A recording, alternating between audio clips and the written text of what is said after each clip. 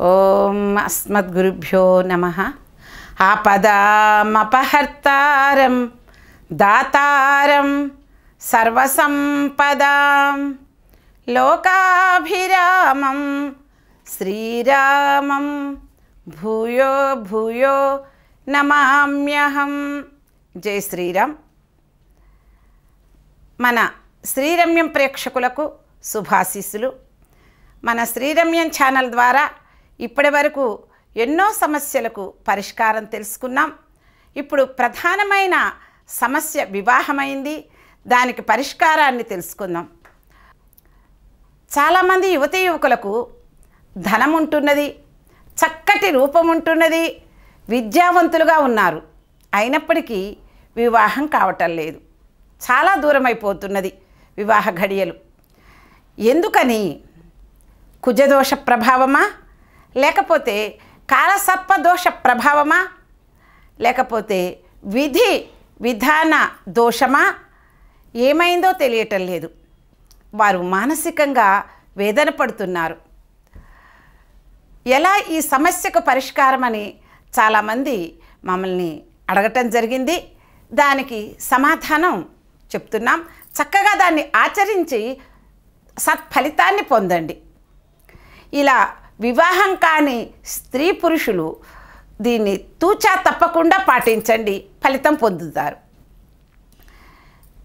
వారి గృహంలో పార్వతీ పరమేశ్వర్లు ఆ దంపతుల ఒక ఫోటోను ఉంచుకొని పూజా మందిరంలో ప్రతి నిత్యము కూడా ఉదయం స్నానం చేసిన తర్వాత ఆ పార్వతీ పరమేశ్వర్ల ముందు కూర్చొని చక్కగా ధ్యానం చేసి దీపారాధన చేసి తెల్లని పుష్పాలతో రోజు పార్వతీ పరమేశ్వర్లని అర్చించాలి. ప్రతి మంగళవారం కూడా పసుపు ముద్దను పెట్టి ఆమె మంగళగౌరిగా భావించి ఆమెకు చక్కటి పసుపు పూలతోటి, మంగళకరం అన్నమాట, శుభప్రదము పసుపు పూలు, ఆ పసుపు పూలతోటి ఖడ్గమాల అని ఉంటుంది, ఆ ఖడ్గమాలని పూజ చేయాలి. మీకు రాలేదనుకోండి, ఒక అర్చక స్వామిని ఎవరినైనా పిలిపించుకొని విధి విధానంగా ఆ పూజని చేయాలి.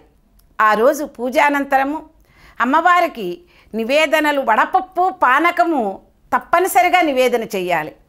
ఆ తరువాత తాంబూలములో 2 పండ్లు అమ్మవారికి బొట్టు పెట్టి అవి అమ్మవారికి సమర్పించాలి. మిగతావి నివేదన చేసినవి వీరు తినవచ్చు.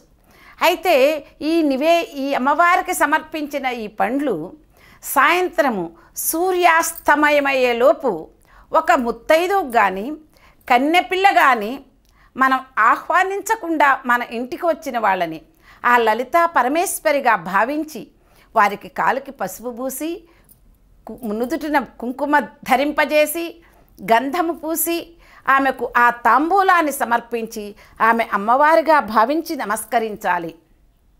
ఇలా 48 రోజులు చేయాలి.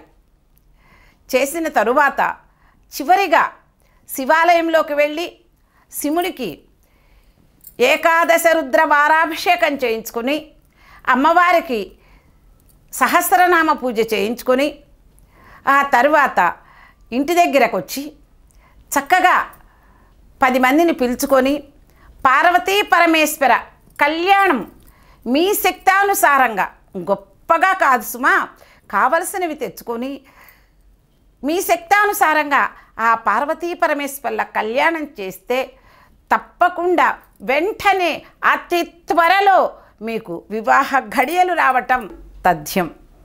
ఇప్పుడు ఒక చక్కటి పార్వతీ పరమేశ్వర్ల అనుగ్రహం కలిగేటువంటి ఒక చక్కటి శ్లోకాన్ని అందిస్తున్నాం. దీన్ని శ్రద్ధగా విని పఠించండి. నమ్మితి నామనంబున సనాతనులైన ఉమామహేశులన్ మిమ్ము పురాణ దంపతులుగా మేలు భజింతుగదమ్మ మేటి పెద్దమ్మ దయాంబురాశివి గదమ్మ హరిన్పతి సేయుమమ్మ నిన్ను నమ్మిన వారికెన్నటికి నాశము లేదు కదమ్మ ఈశ్వరీ అనేటువంటి ఈ శ్లోకాన్ని తప్పకుండా పఠించండి, శ్రద్ధగా పఠించండి.